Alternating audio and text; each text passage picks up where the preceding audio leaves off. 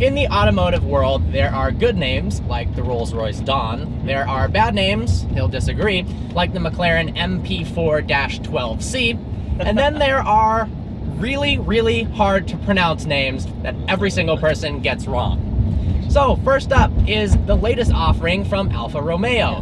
Not called the Giulia Quattroporte, it is called the Giulia Quadrifoglio. Quadrifoglio actually means four-leaf clover, hence the logos on the car. Yeah. But that is the strangest spelling of Giulia I've ever seen, as an American, of course. Quadrifoglio stands for, as you said, four-leaf clover.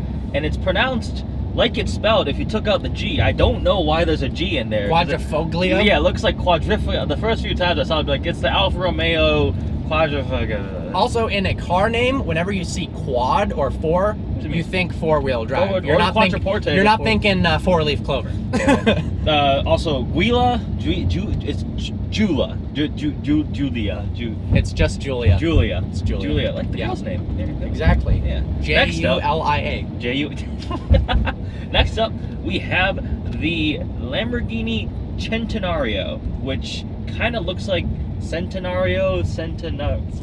It looks like Centenario, but leave it to the Italians for one C being pronounced like a CH.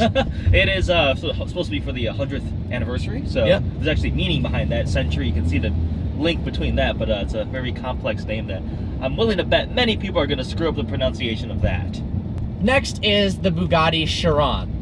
Now, I'm going to throw my friend James under the bus here. It is not the Bugatti Cryon. That is not even the correct order of letters. It's a little dyslexic, maybe. But it's not... Chiron. Yeah, it's I mean, initially, Chiron. I thought it was Chiron on the first. So did I, yeah. But it's Chiron, it's French, and then it's not Cryon. Sorry, James, you're wrong. Next up, we have the Pagani Huayra, which is spelled H-U-A-Y-R-A. So it kind of looks like Huayra or Hurrah, or as Jeremy Clarkson famously put it, sounds like the noise you make when you get punched in the stomach and you throw up. Pagani, yeah, it's It is complicated. It means the god of wind. Yep. But Huayra. Once you know, it's like Huayra. Much more difficult than the previous car, the Zonda, which Zonda is very self-explanatory. You can't screw that out. Whereas the Huayra, it looks a little confusing. So, cool name though.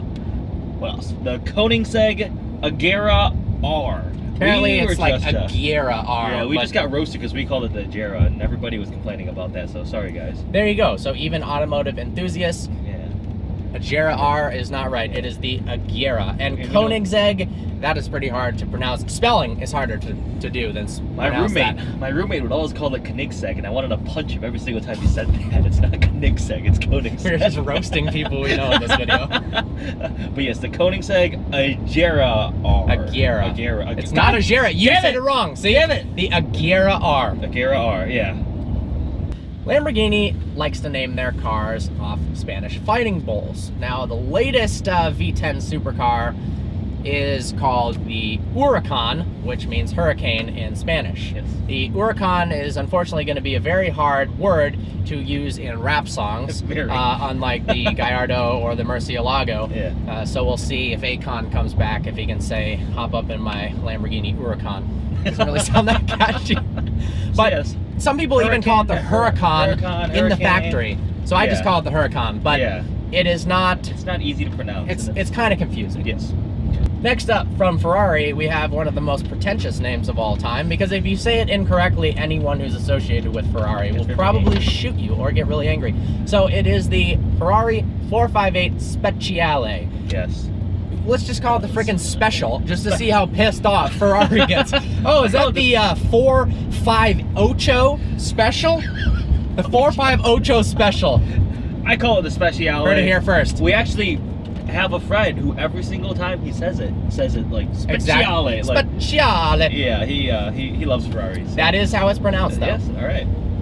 Next up, we have another Lamborghini, the Lamborghini Gallardo Superleggera. That is incorrect. So you are voted off the island, unfortunately. It's the Gallardo Superleggera. Now, it is pronounced Gallardo because the name is a Spanish fighting bull, even though Lamborghini is an Italian company. It is not Gallardo, and it is Superleggera, not Superleggera. One of my favorite comments was on a video of his old Lambo, and he goes, "You own this car and you can't even pronounce it. It's Gallardo." It's like, no. It's not Gallardo. No. So. Also, Superleggera stands for super light. It's also, yeah, not Superleggera. Porsche. A lot of Americans just say Porsche. I think it's actually, the Germans actually pronounce it like Porsche. They Yeah, say it, like EH, Porsche. Yeah, they say it different, but it's not Porsche. It doesn't rhyme with porch. No, it's definitely not a Porsche, and it is not a Porsche. Yeah. So Porsche, if, you know what, actually at Quail, somebody announced it like Porsche. They're like, really? We're so happy, there's all these great cars out here today, the Lamborghini Centenario and the Porsche. And you're like, oh, that's not good. That does not make you look very professional. So, Porsche. Fortunately, the rest of the things are just all numbers. So that is true. GT3 RS, that's pretty hard to pronounce wrong, but you never know, I guess. Be dyslexic with GRS 3T. Next up, we have a Volkswagen, the Volkswagen Touareg, which looks like Touareg, but it's actually not that. I think that's the one that's named after some African tribe, and it's the Touareg. That goes on the list of stupid names. Yeah, in my opinion. It just looks weird. Also, Volkswagen has really weird names. They have the Volkswagen Tiguan, which is the little one, and then the EOS, which looks ugly. And I mean, you have to remember, people are going to be hopefully talking about your brand and the cars, and if you can't even tell somebody what the name of the car you drive is, it's probably going to be an issue. Yeah. I mean, I drive the Volkswagen, the Tour. I drive the Touareg. Yeah. Touareg. There you go. Two distinct syllables. Touareg. What's the last one? I don't know. You have the list. So, what rhymes with Sunday? It is Hyundai. Monday rhymes with Sunday. So does Tuesday. All right. And Wednesday. That is true. All right. But we are talking about cars, not days of the week so far, until we start our Days of the Week YouTube channel. Look forward to that. But no. Today is Wednesday for Wednesday's vlog. Hyundai, yeah. Not Hyundai, not Hyundai. Hyundai. Pretty much everyone pronounces that wrong. Yes, it's so rather difficult. Hyundai, you might even sound dumb pronouncing it like that, but it is the correct way to say it. It is indeed. And then the last one on the list is not hard to pronounce. It's just, it gets on the list based on sheer difficulty remembering it, because it is the Bentley Continental Flying Spur W12 Mulliner. Yeah, it's 39 characters long, 16 syllables. What is it? What?